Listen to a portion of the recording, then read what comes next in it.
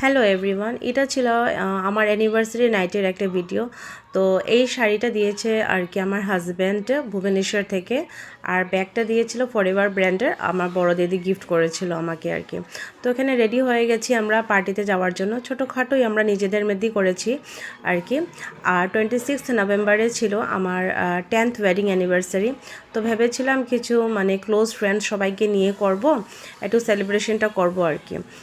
কিন্তু রিশানের পাপা অনেক বিজি ছিল আর কি ব্যাংকের কাজ নিয়ে, আর রিশানের শরীরটাও এত ভালো ছিল না, তো প্ল্যানটা হলো না, কিছু অ্যারেঞ্জমেন্ট করতে হলে না অনেক কিছু তো করতে হয়, তো সেটার সময় ছিল না। তো আমরা নিজেদের মধ্যেই আমরা সেলিব্রেশনটা করে নিয়েছি। আর আমরা যাই সেলিব্রেশন করি, আমার দিদি তো আমার সাথে থাকেই আর কি। আমরা একই জায়গায় থাকা এই একটা সুবিধা হয়েছে। আর এবার তো খুশিটা দুগুণা ছিল, কেন আমার মাও এই সেলিব্রেশন এবার ছিল আর কি। তো অনেক ভালোই লেগেছে, তো ভালো সময় কাটিয়েছি, দেখতে দেখতে 10 বছর কাটিয়ে দিয়েছি।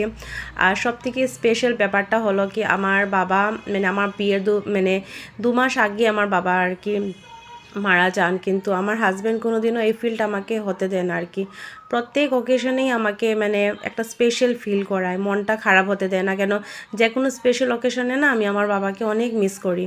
তো ও সব সময় চেষ্টা করে যে মানে আমাকে খুশি রাখার আর কি। আর সব হাসি খুশি সব কিছুতে আমার দিদি আমার ফ্যামিলিরা তো আছি আমার সাথে আর কি। আর থ্যাঙ্কস বলি আমি ঠাকুরকে যে এত ভালো একজন লাইফ পার্টনার আমি পেয়েছি, 10 বছর কাটিয়েছি, একটা সুন্দর সন্তানও পেয়েছি। আর রিশানের বাবা না প্রত্যেক অ্যানিভার্সারিতে আমাকে সারপ্রাইজ করেন। তো এবার একটা ডায়মন্ড রিং আমাকে গিফট করেছে, অনেক সুন্দর ছিল ডায়মন্ড রিং। ও লাস্ট ইয়ারও একটা ডায়মন্ড রিং গিফট করেছিল। তো প্রত্যেক বছরই ও গোল্ড না হলে ডায়মন্ড কিছু একটা গিফট করে। তো সবসময় ও চেষ্টা করে আমাকে স্পেশাল ফিল করানোর জন্য। তো এখানে স্টার্টারে নিয়ে নিয়েছিলাম আর কফি পকোড়া নিয়ে নিয়েছিলাম, যেটা সবারই খুবই ফেভারিট আর কি। আর হালকাও থাকে আর কি। আমার ছেলের তো অনেক পছন্দ, কফিটা না অনেক ভালো ছিল। কফি ভালো না হলে না মুডটা অনেক খারাপ হয়ে যায় আর কি। যদি তারপরে দেখি কফিটা খেয়ে মুডটা একদম ভালো হয়ে গেছে, কফিটা এত টেস্টি ছিল। আর মেন ব্যাপার ছিল আমাদের সবারই ইচ্ছা ছিল যে আমরা থালি খাবো আর কি। সব সময়ই তো মানে বিরিয়ানি বা ফ্রাইড রাইস বা এগুলো তো চলেই, আর কত খাবো ভালো লাগছে না, তো এবার ভেবেছি যে এবার থালি খাবো।